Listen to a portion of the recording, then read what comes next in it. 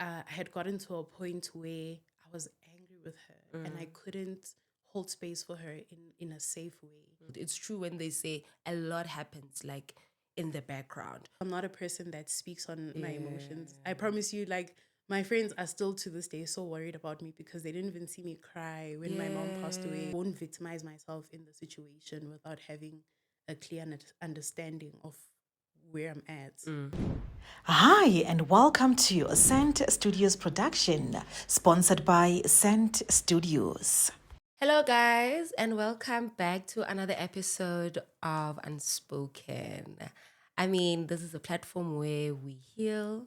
It's a platform of storytelling, but most importantly, it is a platform where you get to unleash and become the best version of yourself. Today, I'm not alone, as always. I'm not alone. I am with the beautiful Miss Siphesihle, but I don't want to get to her, too much. I want her to be the one to do the talking today because now I'll be doing the questions, she'll be doing the talking. So without further ado, before we dwell into much, please do not forget to subscribe to our YouTube channel, Unspoken KB for now. And then please go to our social media platforms, Unspoken Live on Facebook and also on Instagram. Let's get into it. Yes. Hi, Miss Ma'am. Hi. Yes, you're actually on time, Shem. When I was like 1:30, you must be here, Sissy. That's your call time. You immediately 1:30, you were here. It's so nice to meet you. Lovely to meet you. Time is one of my values. So Right. Thank you so much. But you were complaining about your friends. Your friends are like, but Sihle, you're always late. Anyway, man, without wasting any time, for somebody who's sitting there at home and wondering, who is this beautiful lady with an orange blazer? Actually, after this podcast, who is this beautiful lady? Just give us like maybe a little bio or a bio of yourself. Uthi ubani, utswa kae, uetsang. Because the moment I found you, I was like, yeah, this is the girl that I need. This is the woman that I need because Luna, trums. But let's move away from that. Yeah, just give us a brief of who you are, where you come from, and yeah. Okay. Thanks, KB. Thank you for having me. Such an honor to be here. So my name is Sihle. Full name is Siphesihle. Yeah. So I guess I'm living up to the name because you just said I'm beautiful. Yes. So it loosely translates to beautiful gift. Amen. And I try to live up to that wherever I go, wherever I show up. So I am a mindset coach. I'm the founder of Healing with Jane. And that's an organization where we kind of help people navigate their healing journey, helping them move from whatever version of themselves they are now to the higher version of who they are, kind of like unleashing the potential. And on top of that, I am a data specialist. And I say data specialist because primarily... Yay! Wow! Yeah, I say data specialist because primarily my role is a principal management consultant. And I work as an analyst. Yeah. Meaning you were good in maths. Varsity will say a different thing, but Yeah. I would like to think so. Really? Yeah, so a bit about my background. I studied statistics at the University of Pretoria, and home is Soweto. I think I answered all your questions. You said did. Who am I, where I'm from, and what do I do? Yeah. So, yeah. Yeah, I think you did. So if you were to give us like a background of your childhood, so that we know, we'd say, okay, were you the naughty one, were you the quiet one, the lily faith, the lily tenny, who's kokai, and how was your relationship with your parents at that time or with your siblings at that time? So I was raised by my grandparents. Oh. My mom was also in the picture, but she had me very young. She was 19 when she had me. So my grandparents assumed the primary role, but she was there in my childhood. I didn't have siblings until I was 11, so I Oh, was an God. only child for that long. And how was And it? then, surprise, surprise. Hello. Hey, now you got a baby brother and sister. Right? So it's just a baby brother on both Yeah. sides. So between my parents, I'm the firstborn. Mm-hmm. And then my mom has a son who is 18 now. And then my dad also has 2 sons of his own. They separated when I was 2. So my childhood was me jumping around like 2 homes. And I also then had like my aunt who's 10 years younger than my mom. And then my uncle who was 3 years older than me. Hey. Yeah. Weird, I know. It's a whole African parents umdeni. and that whole age gap, Like I still have a umdeni. very, Like very big Lunali, bond too. like a clear definition of umdeni. Yes. So has there ever absolutely. been a point where you felt, you know what, as much as we are umdeni, but there's something that is happening in this family that is really not healthy for me? Have you ever felt that moment? Just take us through that moment where you were like, this is not it. I think when I became conscious to accountability, that's where I saw issues. So my mom was never one to be accountable of the things that she's done, but she will do gestures that show you that she's apologetic for something. So if I can give you an example, I grew up around the era where people would get beat up. Like our parents would beat us up. And even when she realized that maybe she acted on an impulse, she wouldn't apologize, but she would do things like, oh, come eat or give me money. And those are things that then kind of informed me that she was apologetic in that moment. But she never really straight up apologized to me. But then I also picked up that it stems from our lineage. So my granny was also the same. She would maintain the peace, but she would never outright apologize. So I think, that's like the first dysfunction that I picked up. And then also separation in terms of maybe rewards. I would watch, my uncle was very rebellious from a very young age, but he got off easily. Yeah. Whereas in my case, I would feel like I'm under pressure to be perfect or to perform in order for me to be loved. And my mistakes were very like crucified. Yeah. So it put me in a position where I became a perfectionist. Yeah. So would you say you as the firstborn, has it ever given you like those disadvantages where you were like, you know what, I wish, like, have you ever wished to say this word, I wish I was never a firstborn? Like, what are those disadvantages and advantages that you got as a firstborn? And that point where you were like, you know what, at this point, this is my breaking point. I wish I was never a firstborn. So for me, I've never had that because I was technically my granny's last born. Yeah. My mom had a running joke with like people where she would say, like, count the order of birth, and I would be the last born from my grandparents. And she just said she never had a child, but she would say that jokingly. And it wasn't until later on in my life where I realized that I was actually a parentified firstborn child. So it was never an issue in terms of where I was born in terms of placement. However, I do realize now how much of me being a parentified firstborn has affected my relationship with self and my relationship with other people. But if I were to ask you, how is your relationship now with your mom at the current, like now as we're sitting, like do you still have communication with her? Communication with her or yeah? So this is something I've never openly spoken about. I mean, this is the platform. This is the right time to do that. I mean, we are listening.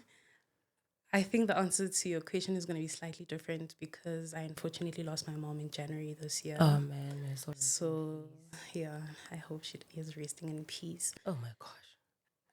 Leading up to that point, I can then speak on our relationship, but I think it would be better if I start from childhood. So yeah.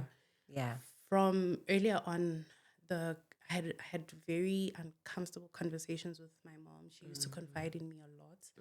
She trusted me and I was her sounding board a lot of the times. And then as I grew, I realized how much trauma she was internalizing, which in turn affected the type of person she was and how she showed up in relationships. So there was a time where her and I kind of drifted apart. And I think it was a time when I was finding myself in the world outside of being her daughter, outside of being a granddaughter, a friend, a sister, trying to figure out who is Sihle outside of all these relationships that I have and the many hats that I wear. So we drifted apart and something happened. We had like a huge fight. I had gotten to a point where I was angry with her and I couldn't hold space for her in a safe way. So it didn't take much for her to piss me off or upset me, you know. And over time, then as we were navigating this relationship, it got to a point where I cut her off. I was just like, no, I'm not doing this with you anymore. And that was because when I dropped the values that were taught to me and I leaned onto the ones that I was developing for myself, top 3 of my values is love, respect, and accountability. And I saw that in that situation that had occurred, she compromised 2 of those values. And that's when I then decided, no, actually, this relationship is not serving me, and I cut her off. And then I had a conversation with a lady who is spiritually gifted. And then she introduced the concept of the mother wound to me. As I was doing my research and trying to understand what it is, I realized that in that moment, I was suffering from that. And the worst part of it all is that all of this was happening when I was pregnant with my son. And I realized that this is matrilineal trauma that I'm carrying. And if I don't work through it, then it's going to be passed on because it's generational. I then had a very uncomfortable conversation with her just to let her know where I'm at. Because like I said, she was not a person of accountability. So this happened in December, and January the following year, she was like, yeah, hi, unyago musha. So it's a new year. Yeah. And we can just get over what happened in the whatever. previous year. And I said, that bus stops now. That's not going to happen. So for someone, sorry to cut you, for someone who is sitting at home, who is like, I would really want to hear what initially happened, because there's somebody who's sitting at home who would listen to practically your story now. Would see, this happened, it was a sunny day, this happened, I was walking, we fought, this is what she said to me and whatever, like into detail, if you are comfortable with that, to maybe share it with us, you know, just to let maybe that one viewer or 2 viewers who are sitting at home would see, okay, if she went through something like this, I'm experiencing this, meaning I need to get up and do something about it. So if you were to take us into detail, Uguti, the moment you said, no, this is not going to happen, I'm not going to do this, this is like a heck of a trauma for me, sorry for the word, a heck of a trauma for me, what happened that day? So it's been something that's been brewing, right? Like I said, I had gotten like snappy around her. But particularly on that day, it was amalobola. I don't know what amalobola is in English. But my then fiance had lobola a while ago, and then he was there to finish To up. finish. And while we were there, so she was a person that liked attention, good and bad. She didn't care. It's just attention. And then she started acting out of proportion and doing things that were uncalled for that actually upset me. You know? And then my friends tried to call it out. And I was like, you know what, friend, let her be. Let her make a spectacle of herself, because we've always shielded her and tried to protect whoever she was away from other people. But it had gotten to a point where I'm like, we can't hide it. If this is the person that she wants to be, then she can do that. But she didn't only disrespect me, my family, she also disrespected my in-laws. Exactly. And more than anything, I think what broke me was realizing that I don't think she cares enough, you know? So it was at that moment where I was like, Because it's your, like, actually, it's the not serving happiest me. day of your life, and you expect your family to actually be happy for you, to support you, more especially somebody you call your mom, who carried you like 9 full months. I mean, you are the firstborn. I mean, seeing you get married is something. It's something so huge. I mean, and then you had to experience that. Like, take me through that moment, you seeing her doing all of these things. I can't imagine, because I'm not married, sana. I can't imagine the frustration. Because one thing I would have done, I was literally going to kick her out. Either you're going to be here to support me as your child, or like you get out. So how were you feeling at that moment, seeing her with you? My mom is actually young shambalaza in front of my in-laws. But what you're saying with like getting rid of the person in that moment, you can only do that with someone you can reason with. Yeah. So I can't reason with her when she's heightened. I have to wait for her to cool down, because I also know myself and how I get. So I think it's also a self-awareness thing on my side. I wasn't going to manage the situation in that moment. So you're one person who's like, yeah, one, but let it be your show. Show ya how. And then when your time is up, that's when I can come in. That's the type of a person that you are. Oh no, I'll wait for your show to end and let it like settle. Yeah. Once you settle, then you think we can kiki and haha, then I'll bring it back to say, come on now. Yes. Let's right that wrong. Yeah. Because I don't want to harbor hate also. Because it leads me to a point where I start resenting you. Yeah. So to avoid that, I need to sit and reflect. Like, what is it that I did in that moment that led to that behavior? Yeah. Because also I won't victimize myself in the situation without having a clear understanding of where I'm at, So yeah, it was that. But also, I think I'm a person that jokes a lot. Yeah. I play a lot. So even when I had the conversation with my grandparents, because before I even had the conversation with her, I had it with my grandparents, and I told them, my mom even at my wedding. I don't want her there, And my grand was like, no, but she's your mom. And I was like, if she was, she would act like that. And then I gave her scenarios in my life where she's done things that didn't make sense. And my granny initially laughed. She was like, oh, Siphesihle, I can't believe you remember these things. And I was like, I do. I do. So with that then came that whole conversation that I had with her. And what worked is that so I'm a strong believer in setting boundaries. And it's something that I also teach my clients to say, if you set boundaries and they don't have consequences, then they're just suggestions. If you're in a relationship with someone and they shout at you when they speak to you, and you call it out, but you don't set a consequence for that, that is just a suggestion. I might be aware that KB doesn't like it when I shout. Yeah. But I won't do anything about it. I won't do anything about it. Right? So if you say, Siphesihle, I don't appreciate it when you shout at me, and the consequence is maybe you will stop talking to me or you'll walk away from that conversation. If I want to have a sound conversation with you, it means that I know what's in order for us to have that sound conversation. So then in that moment when I was talking to her, I then let her be the one that decides the consequence. And after that, things have changed, and she was more present and willing to actually change. Yeah. So at that present moment where you were like drifting away from like your parents, and now you were like, I'm cutting things off with her. Was there a point where you would get it from your grandparents, Uguti? But hey, Eman, specifically, that's your mom. Or maybe not even your grandparents, maybe your friends. They were like, no, but that's your mom. What was your response to them in that particular position that you were in? So? Because you already set boundaries and you already set values for yourself that if nobody is going to go with me on this the way I want it to be, then unfortunately you can't be in my circle. So that's practically how it was. Yes, and also another thing was my granny is Hey. And that doesn't work for me. So a lot of the times I end up inheriting her battles because she can't advocate for herself. And my mom has done a lot of things, even to her as well. Even on that day, like my final straw was not even what she did to me. Yeah. It is what she did to her mom. To her mom. Yes. So I was like, first of all, she's a pastor at church.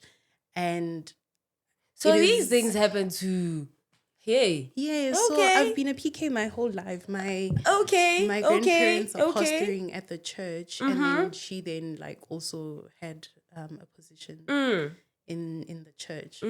So my thing was, if the Bible says "Uhloniphe ihlononyoka ukuze iintsuku zande ezweni," and True. you can't do it, how is that the expectation for me? So my thing is, even with my granny, I'm real with her. Yeah. Whenever she's like, yeah, okay, B, I'm like, okay, but sis, did you consider this? Because you can't always be a victim of circumstances that you created. Yeah. No, I get you. At least we are finally learning something, Oguti. It's not even, our normal parents who are just into waking up, going to work, and our 9 to 5s. It's even like people that we look up to, like Christian wise, people who are actually even in church. They are people that makes us suffer. I mean, you are there standing, preaching the word of God. Hey, uNkulunkulu anibusise, hey, hlonipha mawele ntato, but you are not even Living up to your word. yes, even inside your household. It's true when they say a lot happens like in the background. So were there a lot of unspoken rules in your family or between you and your mom? Uguti, yeah, you're not gonna shout at me. I'm your mother. Were there unspoken rules in your family or between you and your mom? And how did you overcome those unspoken rules and be like, I'm burning this thing. I'm not gonna do this anymore? They were never unspoken, but they were also never communicated. So because she was a person that couldn't emotionally regulate herself, it put me in a position that actually even affected my relationship with figures of authority. Yeah. As I grew and stepped into corporate. She because she was never able to regulate herself, she would do things like, while she's talking to me and I keep quiet, she'd be like, oh, you think I'm mad? I'm talking alone. And when I do give her a response, she'll be like, yeah, unomlomo, uyangiphendula." Exactly. So that then put me in a situation where I couldn't read her and I didn't know how to interact with her or what to expect from that. So it made me go into a shell a lot because I was never able to be open with her. And it's also in instances where we were calm and having a conversation and I would confide in her and I would watch how she would use the things I told her in confidence as ammunition when we are not in a good space. That also then compromised the trust that I had. And it made me have a closer relationship with my aunt, which she didn't also like, because then she will say, yeah, he's a favorite, bloody, bloody Briska. And it frustrated me because my aunt knew how to hold space for me. And she made me feel safe. Where else with her, I could never really tell, there's things that I would say to her that I would hear from other people. And it wasn't just me. There was a time where she had a fight with a friend of hers, and that friend of hers brought a letter to my house. But in that letter, it was just her talking about all the things that no one else would have known if they weren't in the family. But no one held her accountable as well because we are Mazunjani. So that bus had to stop with me. I was just like, no. Because we're enabling that behavior. True. So, yeah. I hope I answered your question. Yeah, you did. Perfectly so. So if you were, let's just say, the relationship before your mom has like passed, right? What did you manage to, maybe you and her sit down and try to maybe reconcile with her? Okay, now let's talk, I mean, right now, before I jump into the topic of you being a mother, being a wife now, I mean, before that, I mean, you guys now on the same level because she's a mom. She was a wife. So now you have like probably a common ground, or you're feeling whatever that she was feeling maybe prior as a mom and as a wife. So was there a time where you sat down with her and be like, okay, let's talk like adults now, before like she departed? And how was that conversation? So my mom and I used to talk a lot, KB, and I think I empathized with her a lot because I know her traumas. Yeah, I was about to ask that, if maybe you realized, Uguti, Was there ever a time where you're like, you know what, I don't blame my mom? I never blamed her. Yeah, for all the things that maybe she has said, she has done to me, how she treated me. Was there ever a time where you were like, you know what, I don't blame her, I understand, but now let us talk and let me say, Mama, I don't blame you, but now can we fix things? Maybe not to that degree. Yeah. But her and I had a lot of conversations, and that's how I know she experienced a lot of trauma. It's just that she didn't know what to do with her trauma. So because it was misplaced, she would bleed on people. That's why they say hurt people hurt people. So I've always empathized with my mom. And even when she was acting out of proportion, I would see the angry teenager in her that is crying to be seen. So most of the things that she would do was to get attention, to feel loved, to feel seen. It's just that she didn't know how to ask for it because it's something that was unknown to her. And she's experienced a lot. Like, KB, if I can tell you, I think, I was probably in grade 6. My mom called my transport driver and asked him to drop me off at a mall close to our house. And when I got to the mall, she was there with my little brother, who was like an infant at that time. And she was just telling me her grievances and what she's going through in life, to a point where she was suicidal. But she didn't want to leave us. And she just felt maybe she should just take her life and ours together, you know? So you can imagine at 12, these are things that I'm hearing. And for me in that moment, I was able to speak sense into her and show her like that you can make something out of it. So I think, like you're in grade 6, you're 12, and you're advising your own mom. I mean, I can't imagine how would I feel if I would hear those things as young as I was. And you are there, you're like, you know what, Ma, I'm here. You can talk, you can do whatever. Like, yeah, I get it. Like, you're pretty strong, and I'll commend you for that. Thanks. I don't like it when people say that. But No, thank you are. Like, you are. Like, you should take it and we rwale. Aye. You will rwale, or you are very strong. Free me from being in Bogota. Oksala, not in Bogota in that way. Hey. No. But from, because I could just imagine grade 6, you are 12. You're being told all of this. You from school. But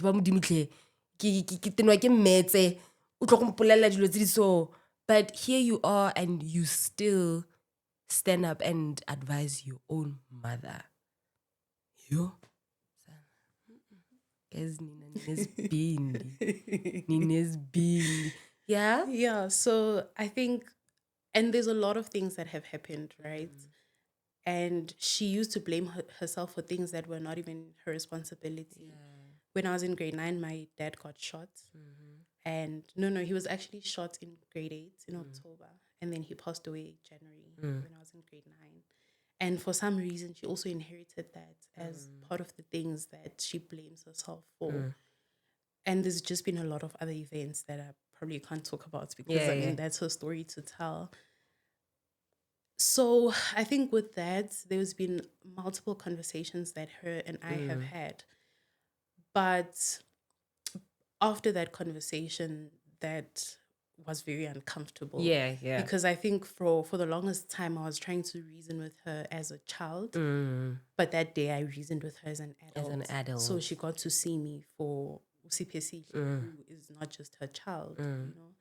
So I think after that, things had like changed a lot. So my mom was very involved. Even when I had my son, she would go to work and come back to the hospital. I went home after giving birth, and she was there helping with the baby, along with my granny. So we had a solid relationship. It's obviously just those minor not minor, but those uncomfortable conversations that will happen in any relationship that you're trying to build. So now you are a mom. Oh, Kosiam. You are married. You have your little family. Your loving family, your supportive family, I presume. How did you now say, I need to start healing and now I'm ready to have my own family? Like, where did your healing start? Before you could even say, or did it start maybe while you are now starting to get married, like while you were now married, or before that, before you could even say, you know what, I want to get married, but before that, I need to heal? Yeah. Yeah. So. And how was that healing journey? Take us through, Guti. Bekwenzakalani, where you crying that day in your room?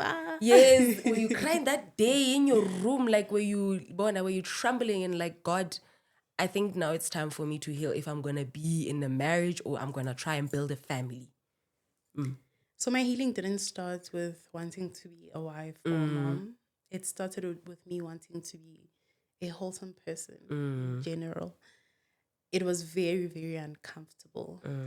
There'd be instances in my relationship where when we were still just dating, so my husband and I met in 2017.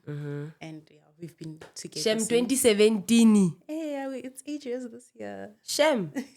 But I'm very 2 weeks anniversary, the month. Then Sarunaleta 80. Nelisras.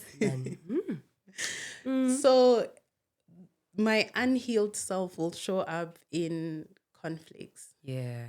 So I've always been of the impression that to get my point across, I need to be loud and I need to scream. So instead of using my words, I'd use my tone. And my husband would then stonewall and not engage me, you know. And it frustrated me a lot. But I understood where he was also coming from, because if you want to have a sound conversation with me, then why are you screaming? Because how are we going to reason? You know?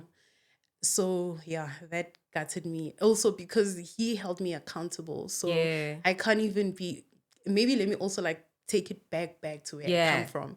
So I come from Soweto, specifically Ezola. And anyone that knows Izola knows ukuthi kuhlala bokhunta laphaya. So akunasikhathi sokuncenga nanani. One move, you're out. Yeah, we folk if kumele kube njani, you know. And even making up would never be a conversation about what we did, but it would be just moving on from whatever happened. So none of that would fly with my husband. He would literally hold you accountable until you actually understand why you're even apologizing. So he is a person that addresses the principle more than the issue at hand. So when he speaks to you about something, he reasons with you to a point where you have to go back and introspect. And you're there in your room, you're like, Mare, as much as Kim Kwatetsine, Mare, he's making sense. Yes, I just don't like his tone. So it that happened. And then fast forward to, so when I got to Tux, I was at Mamelodi campus. That's where we do like extended programs like biological science, mathematical science. So I did mathematical science and then I moved. Oh my gosh. Sorry. No, it's the conversation. It's getting there. We understand. Brother editor. Okay, I'll recap. So I did mathematical science in my first year and then I moved to statistics. Yeah. So I met him then in my first year, and he's just one person who knows how to communicate, and he can regulate himself in any conversation. If anything, whenever I would shout, he would walk away from the conversation, wait for me to calm down, and then he'll start addressing that tone before we even go back to what we were fighting about. Before we go any further, I need Let's address this. Yeah, stop. And I'm sure he's one of those guys where there will be, they would say, yes, Standasam, I didn't like this tone. I had to know, yes, it's Exactly like that. Yes, Standasam. And it gives you that thing now, at least there's Standasam involved, there's my love, at least there's no, Yes, Garabo, I don't like this tone of yours, because I would be like, hey, Abana, the moment you start with Marastandasam, Abana, when I'm at this tone, that's when I'll be like, Marshem, like it's school. Yeah, because he's coming to me with compassion. Right? So now that I'm doing statistics, I'm in a different environment and my mental health is just spiraling. I get a call from my bursary administrator as I'm walking from campus to my room, and she's like, Sihle, where are you? I'm like, oh, I just got to raise from campus. She's like, from campus? I'm like, yeah. She's like, what do you mean? Because we called the school and they said you deregistered. So they cancelled my funding. I didn't get an allowance in that month, but I thought it's probably just something administrative, they sorting it out. And she says they called the administrator at tax, and then whoever they spoke to told them that I had deregistered. So my assumption is that because when you're at Mamelodi campus, when you get to main campus, there's modules they credit you for that you don't need to then do again. So I'm assuming that when they opened my profile, they just saw deregistered for those specific modules, but they didn't actually investigate. That sent me to a spiral because that was the week where, you're doing your practicals, you have assignments, it's semester tests. There was just so much happening. And then I had my first anxiety attack. In that moment, I didn't know what to do. I didn't know what was happening to me. And then I called my boyfriend and... Which is the husband at the time. No, he was my boyfriend then, who's my husband now. Yeah, I want to say that. Yeah, so he's an engineer and he's a typical engineer. So he also had work to do on himself in isolation, but I won't speak on his parts. I'll just tell you what happened in that moment. He says to me, he feels like I'm being irresponsible because behind my door is a placard with numbers for help services. If I really need help, why don't I just go book a session on campus? And at that moment, if it was me, Sanakito, but how can you say something like that to me? I'm telling you this. I feel like I would have had expectations. I expect you to be here. What are we going to do? I mean, I expect you to be like, baby Mara, I'm so sorry. Hey, let's try doing 1, 2, 3. Mara, that would have led me on a knock. And how did you feel about that? Exactly like that. Oh my God, exactly like that. Exactly you see? like that. It sent me on a bigger spiral, and more than anything, it took away the trust that I had because I'm not a person that speaks on my emotions. I promise you, like, my friends are still to this day so worried about me because they didn't even see me cry when my mom passed away because I don't know, for some reason, I struggle to process big emotions in the moment. But small ones, I promise you, if I can kick this thing right now, I'm going to cry.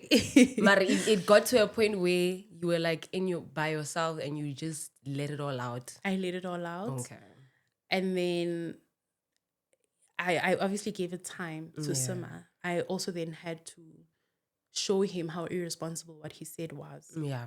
Because he's not an emotional person. Like I said, he's an engineer, and engineers are very typical and very mathematical and, They analyze, scrutinize, they will go with you to like research purposes. They will answer you researchically if needs be.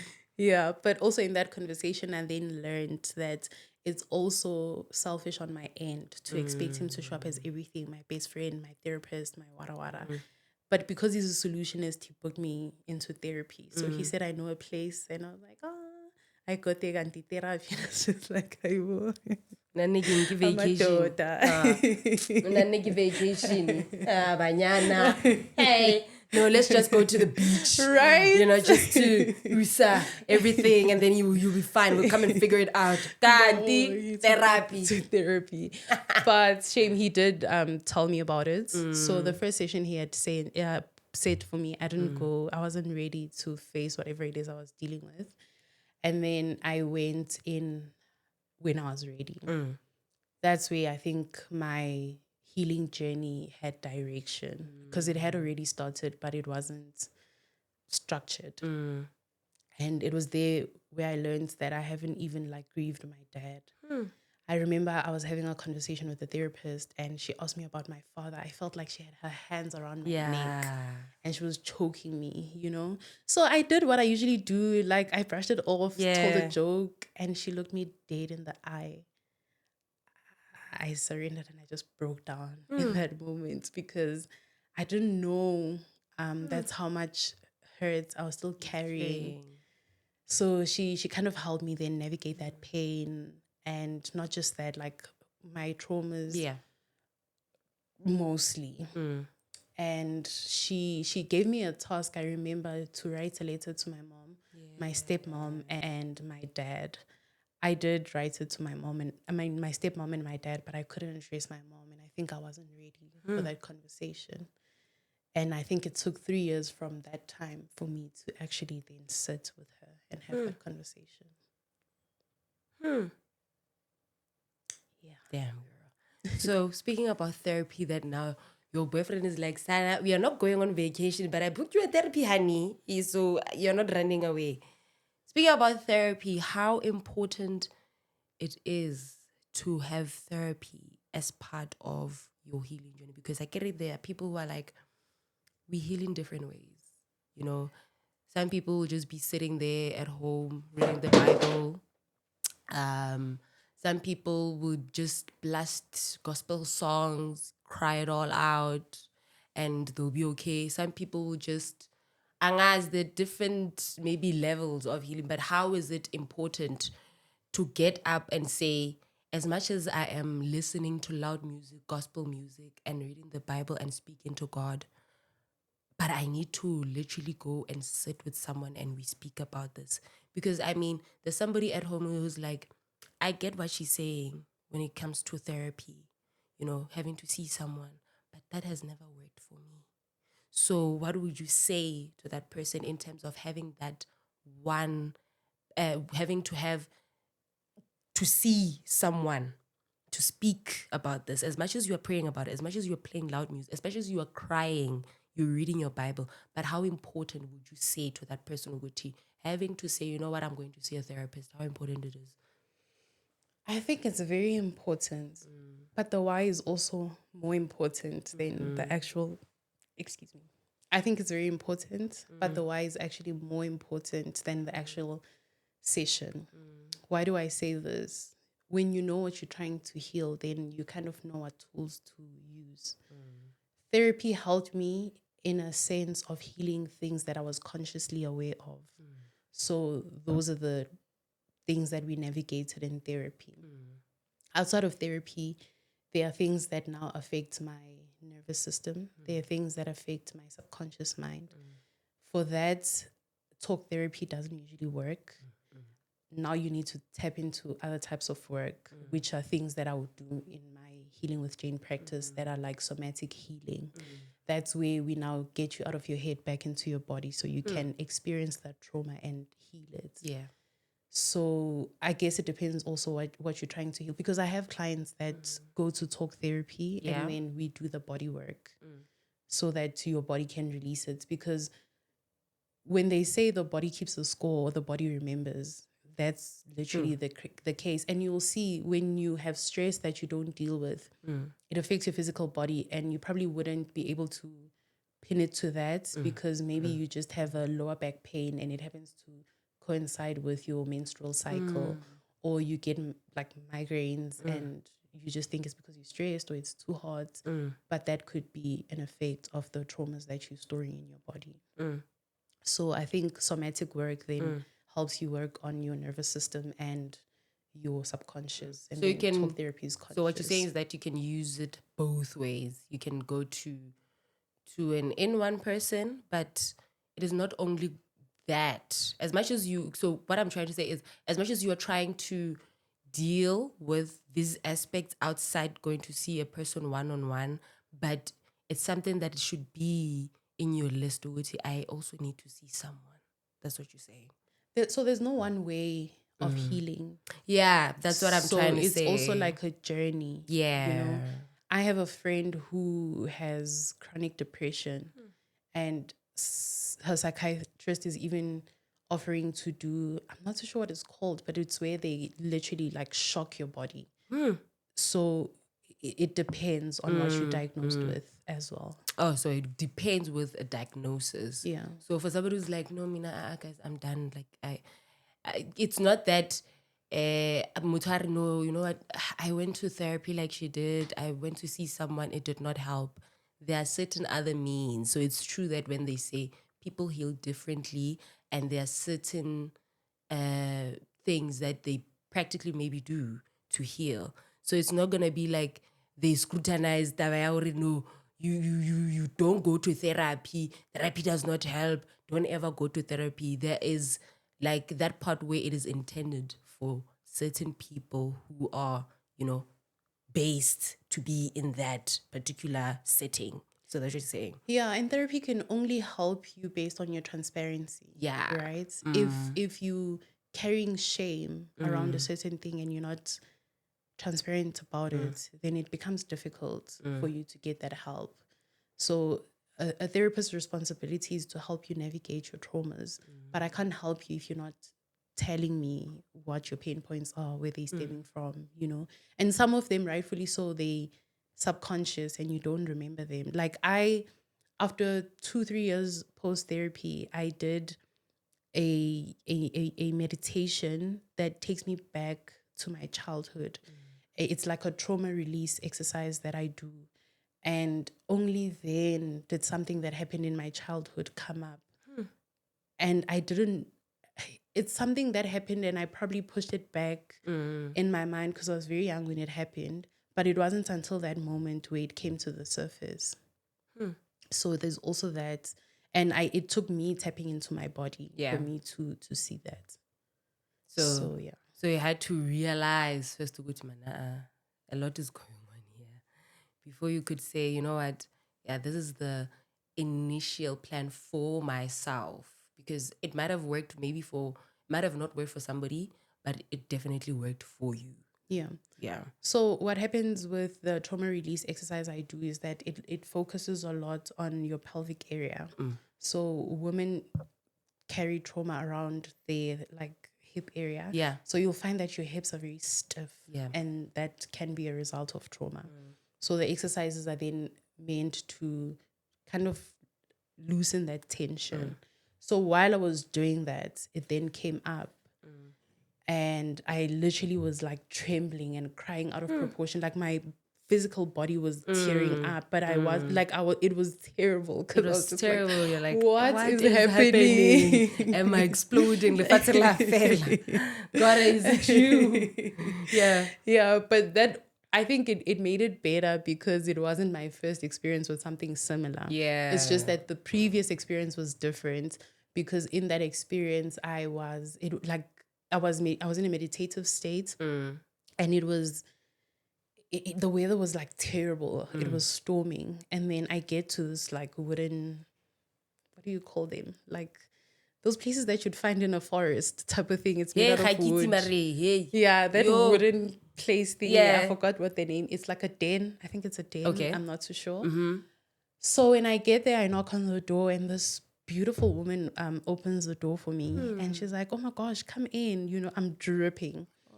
And then she lets me in and she offers me warm clothes. Then when I get to the dining area, I find like a granny and a child. This granny was sitting with a child, and then this lady just giving me warm clothes. I change into them and we're having conversations. And as we continue talking, I'm realizing that these women are different versions of myself at different time points in my life, you know. So that granny is me when I'm older. It's that deep. Yeah. If you let it. Yeah. Yes. So I think the intention is very important before you even start. So you get to internalize basically and get to discover some other aspects of yourself that you never thought were there. Yeah. Shucks, man. No, Bazwile. Like they heard you. So my other question is now with your family, how are you making sure that whatever that you've went through, you don't gravitate it to your son? Because there's maybe a mother out there or a father out there or a grandparent out there who is like, you know, grooming ngwana or ahudisa ngwana, you understand? But they don't realize, hore, the way ke hudisa ngwana, or it's actually toxic, or I'm being a toxic parent to this child.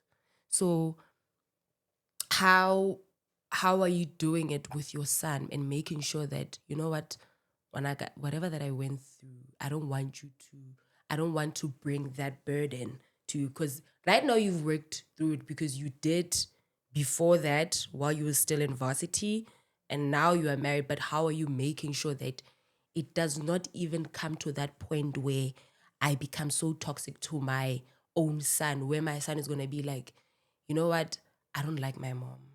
As much as you worked on it, you might think that, I've worked on it, and then jiggy, your son is like, but mama, it's a solo. And then you being a parent is like, hey, breaking point, maybe it will come to that, who knows? But how are you making sure that, you know what, I don't gravitate whatever that I did, what happened in my life with my mom or with my family, to my son? Self-awareness. I'm a very self-aware person. And understanding the child and the different stages of development. I think a lot of the times when we act out of proportion is from frustration and not understanding that the child is not trying to give me a difficult time, but they are having a difficult time. So 0 to 7 is the point where the child develops their emotional intelligence. And that's where even issues like abandonment comes into place. Like if a child grows up and the primary nurturer, so the mom, is not available, it ends up affecting them as an adult. And then they start having abandonment issues with their partners. And you'll see it showing up in maybe little things like trying to call your partner and they don't pick up, and your mind spirals to the worst things. You think they're cheating. They're cheating, you know, or doing something else. but that's a you problem. Then you need to sit with that and investigate it. So for me, healing is a journey. It never stops. And I constantly iterate based on what I'm faced with at hand. So what I've seen with my child is that I'm also like trying to understand some of the things that my mom used to do to me, because as a child, I'll never understand. But maybe as a mom, I can extend a bit of grace to her. But I still don't get it. You know, there's so many other ways to teach a child. So with mine, I use natural consequences because they will follow. Yeah. So he's still young now to understand a lot of the stuff, but I can just maybe give you an example. If maybe he likes eating yogurt and I buy a tub and like put it in a scuff tin every time he wants to consume it. Yeah. If he asks for it and he doesn't maybe put it back and it spills, that means you're not having yogurt. Yeah. And then he will know next time that yeah. if gune yogurt la, I need to pack it away and put it in the fridge because I'm not gonna have it. Where else with me, if I were to spill, then I'd get a beating. Yeah. You know, so that didn't teach me something, but it instilled a lot of fear. Yeah. And I know what that does in turn, because now it didn't even give me room to fail. I never felt safe to make mistakes because I knew the consequences of me failing were more dire than the attempt of trying something and failing at it. So I don't know if it will probably change, but also there's things that happen where I quickly call myself out. Yeah. So, for example, as my son is growing, he's becoming very energetic. Yeah. So even like diaper time, when I have to change his diaper, I need to know that I'll take it off, he'll run, he'll come back, you know. And there's been an instance where he was doing that and it frustrated me because there wasn't time. And naturally I could have snapped, but because I'm self-aware, I had to come back to myself to say, but there's nothing wrong with the child. What's wrong is me. I failed to manage the time. So that's where the problem is. And I look internally and then I introspect like that, you know. And there was an instance where I shouted at him, and I know he probably doesn't understand, but I still went back to apologize because I never got an apology from my mom. So I guess those are the things that I try to do. I don't know if it's probably going to change as he grows, but I'm hoping to grow with him as he grows so I can know how to also navigate that. But I'm also very curious about his developmental stages, and I'm cognizant of what he's doing and what he's experiencing. Like now when I was leaving, he was crying.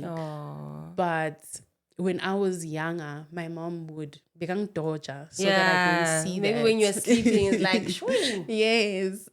But with him, I want him to get comfortable with knowing that even though mommy leaves, she's coming back. So uncomfortable as it is for both myself and him, it needs to happen so that he knows that mommy has a life of her own outside of me, but she's coming back. With this 5 minutes that we have, I have 3 questions. Nah? My first question is, what are you going to do better? I mean, your son is now starting to grow. I mean, he still has to go to primary. He still has to go to high school. He still has to go to varsity. What are you going to do better compared to what your mom did for you, for your son? What are the things that you're going to make sure that me as a parent, as a young mom, what am I going to do for my son that I never got from my own parent?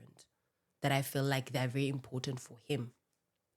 So some of them I did get, but I know I'll do better. Yeah. One is being present and a safe space for him to share his emotions and his experiences.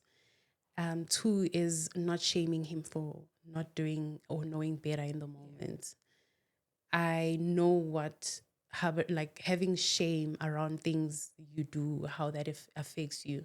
So I'm hoping to allow him the space to not feel shameful about whatever he experiences or what he does.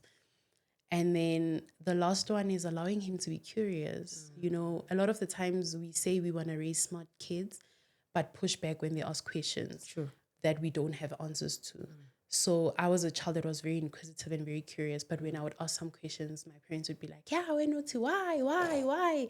You know, and it's because I didn't want to take things at face value. If you're going to tell me not to cut my hair at night or cut my nails in the house, I need to know why, so that when I take forward that principle, I know how to educate people. But it came across as disobedience. Yeah. So I don't want my child to ever feel like he can't ask me questions. And if I don't have answers, I'd point him to the right sources. So what is family like? What is your description of family now? Because you come from Umdane. So what is your description of family now? Because now you have your family. I think a family that is centered in God, that matters to me, because that's how I was raised. And love, warmth, safety, security. Yeah, that's what family is for me. So I have something that I normally do, that I've just introduced now. I want you to write a letter to yourself, write a letter to yourself. So I'm going to say, Dear Siphesihle, and then you just continue to your younger self. And then you'll just end your letter with maybe kind regards or yours or whatever. So, Dear Siphesihle. I actually have a letter that I've written to myself, and I would like to share it. Okay. Can I read that? Yes, brother? you can. Oh, come on now. Yes. Absolutely. Like Absolutely. Oh my God. You actually had a letter. Well, I didn't write it today, but yeah, I have a letter to myself. That is so cute. Okay. Dear Siphesihle. Okay, this one doesn't start with dear. Yeah. But it is Let's a roll letter. with how you want to roll it. It is a letter to my younger self. So it says, Hey sis, here's a little message from me to you. I need you to spend less time obsessing over the future. Your fear of failure and lack will do more harm than good. You're not as alone as you feel. Everything always works out in your favor. That weight you carry and the sadness that lives with you will lift in time. Not fitting in is not an indicator that something is wrong with you. You'll be too much for some and too little for others, but none of that speaks to your worthiness. You will find love in people beyond your bloodline. They will feel like home. Forgiveness is not an act of absent boundaries. Do it to set yourself free. You will eventually get over your trust issues, and your instincts will continue to guide and protect you. I'm proud of you for continually leaning into your truth. Life might get brutal, but it will still be beautiful. One day you will look up and you'll be living in answered prayers. Your childlike spirit is exactly what you need to keep going. I find so much joy in watching you being the one breaking the patterns from wreaking havoc on generations gone and even some to come. I hope you get to realize that you get to create all the things that you never had for yourself. Stay grateful for the sense of safety and belongingness you get from your family. One day, you'll finally learn to describe yourself not using words relating to your strength, adaptability, and resilience. Man, that is amazing. Kind regards or yours? Truly, Sihle. Yay! So, anything that you want to say to someone who's sitting at home, who is going through this ordeal that you've went through? What is the first step? How do they say enough is enough? I'm ready to start working on myself. The last message that you would give to the person, to your camera there. So I would say start now, start messy, start uncomfortable, start with the little knowledge that you have. There's no perfect time for you to start healing or to navigate your growth. it's different iterations every single day, but you'll get there. On the other side of your pain and brokenness is a wholesome hand. So stay in school, don't do drugs. Well, thank you so much, Sihle. This is not the last time we see you. Hopefully. Most definitely, we're going to have you for other podcasts. I mean, there are people from different countries that want to share their stories. And obviously, you're going to be here. We're going to evaluate. We're going to prick your brain about a certain situation. I mean, you have mastered the art of having to be, a healed mom, a healed Sihle, a healthy Sihle, a best version of yourself now when you look at yourself. So we're going to definitely have you today. So thank you so much. Thank you. Can I say one more thing? Yeah. I think the last thing I want to say to people is that use your breath to stay grounded. I think a lot of us are not tapping into our breathing the way that we can tap into it to help us in a stressful situation where you're anxious or where you're in a panic. I think breath work is very important, and being grounded is also very, very important. And it helps you navigate life better and see life from a different lens. You heard it, guys. Thank you so much, guys, for tuning in onto our second episode of Unspoken.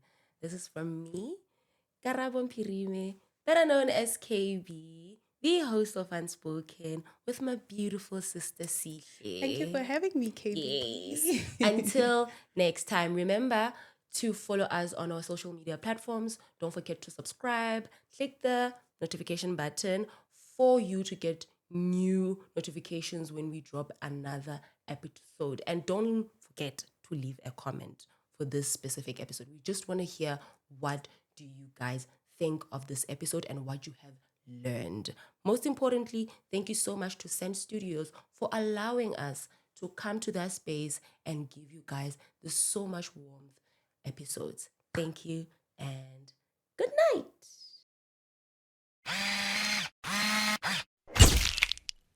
Send Studios.